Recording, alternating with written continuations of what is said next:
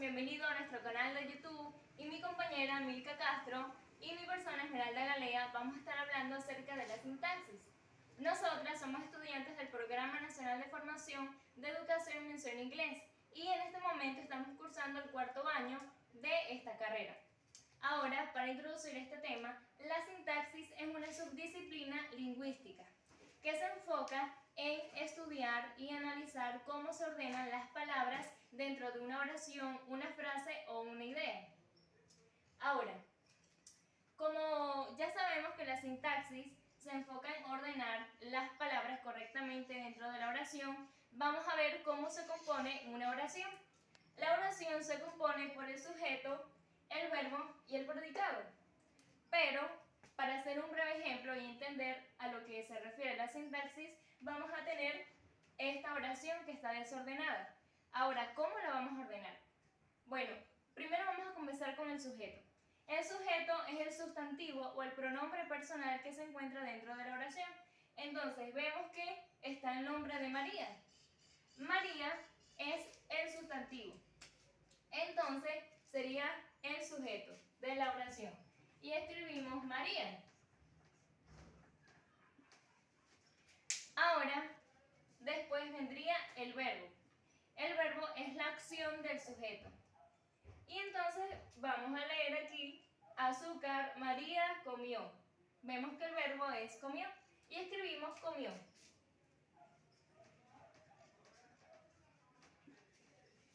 Y por último, el complemento o también llamado el predicado.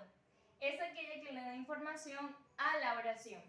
Entonces vemos que lo único que nos queda aquí es el azúcar, y el azúcar es el predicado.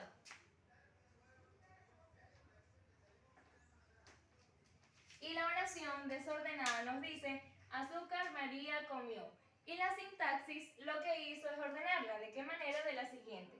María comió azúcar. Ahora, dentro de las teorías lingüísticas sintácticas encontramos la generativista y la funcionalista.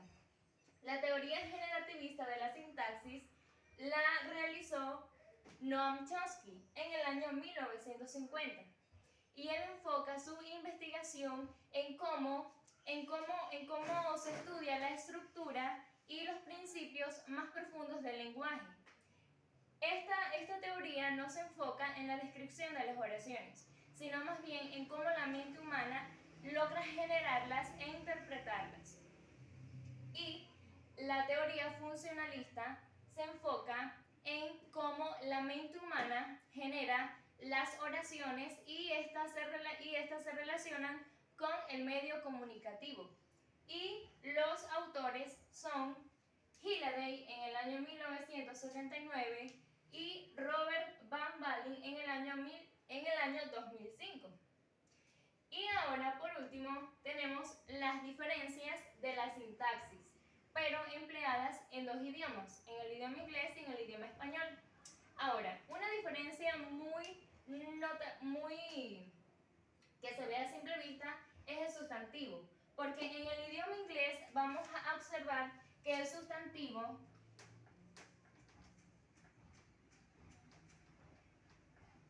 lo que tenemos aquí es un pronombre demostrativo. Entonces, este pronombre demostrativo en el idioma español tiene varias determinaciones. Por ejemplo, de puede significar en español la, lo, las y entre otros. Y la palabra an y an en inglés significa un, una, unas y entre otros. Y esta es una diferencia, que en inglés es más sintetizado, mientras que en español es más amplio. Ahora, vemos el adjetivo. El adjetivo en el idioma inglés va antes del nombre. Por ejemplo, si nosotros vamos a decir que la casa es bonita, sabemos que en español es la casa es bonita. Pero en inglés no es así. En inglés se escribe de la siguiente manera.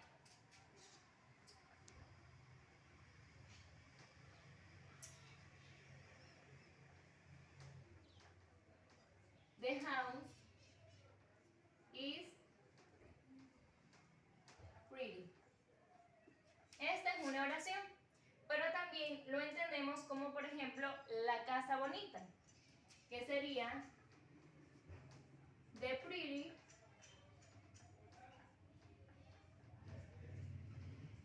house. Y vemos que la casa bonita, en esta oportunidad tenemos que el adjetivo está antes del nombre o del sustantivo. Ahora, los verbos en el idioma inglés no tienen muchas conjugaciones. Por ejemplo, tenemos el verbo work, que por ejemplo en español significaría trabajar, pero en inglés vemos varias conjugaciones, como por ejemplo en pasado, que es worked, por ejemplo en el gerundio, que sería working, y así sucesivamente. Pero en el idioma español vemos muchos ejemplos, por ejemplo trabaja, trabajamos, él trabaja, ellos trabajan, y así sucesivamente. Y por último, las mayúsculas, que podemos ver una gran diferencia en el idioma español. Por ejemplo, vemos que los días de la semana y los meses del año en el idioma español se escribe la primera letra en minúscula, mientras que en el idioma inglés se escribe con la primera letra mayúscula. Un ejemplo es, por ejemplo, Friday. Friday es viernes en inglés y en español sería viernes.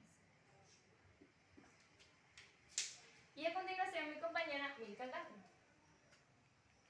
Yo voy a estar hablando del sintagma. Ya mi compañera les amplificó un poco sobre las diferencias de la construcción de las oraciones en ambos idiomas, tanto en el inglés como en el español, pero ahora vamos a enfocarnos primeramente en qué es un sintagma. Y podemos definirlo de la siguiente manera, que es una palabra o conjunto de palabras que cumple una función unitaria en aquella oración que la integra. Y entre los sintagmas tenemos varios tipos. En primer lugar tenemos la adjetiva.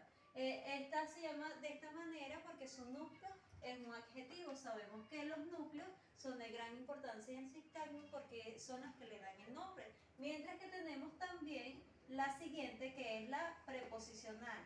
¿Por qué se le llama así, de esta manera? Porque el núcleo no tiene nombre, sino que le integra una preposición. Tenemos el ejemplo de ambas. De la adjetiva es buenísimo, que es un sintagma con un adjetivo, con un núcleo que tiene un adjetivo, y tenemos ingenuo, esta palabra que tiene una preposición y por eso se llama de esta manera. También por otra parte tenemos la oración. En este sentido, la oración es aquella palabra o conjuntos de palabras que se encuentra un acto comunicativo. ¿Por qué un acto comunicativo? Porque hay una relación entre el hablante y el oyente desde un sentido propio, desde experimentar, desde expresar las ideas, los pensamientos que alguien quiere suministrarle a otra persona. Entre los tipos de las oraciones tenemos la simple. ¿Por qué se llama de esta manera? Pues porque su estructura o su fórmula consta de un verbo ya conjugado más un predicado. Aquí tenemos el siguiente ejemplo, que es el sujeto, que es Ana, y el predicado, que podría ser estudia inglés, con su verbo y su objeto, que sería inglés o complemento. Sabemos que el verbo más el objeto complemento cumplen la función de predicado. También tenemos la oración compuesta. La oración compuesta se deriva de más de un verbo conjugado y más de un predicado, como por ejemplo tenemos María estudia, sabemos que tenemos un sujeto, tenemos un predicado, pero si le añadimos y Ana trabaja, estaríamos añadiendo acá dos sujetos y dos predicados. Podríamos expandirla de esta manera: María estudia inglés y Ana trabaja en la casa, para hacerle su complemento o su función objeto y quede una oración totalmente amplia.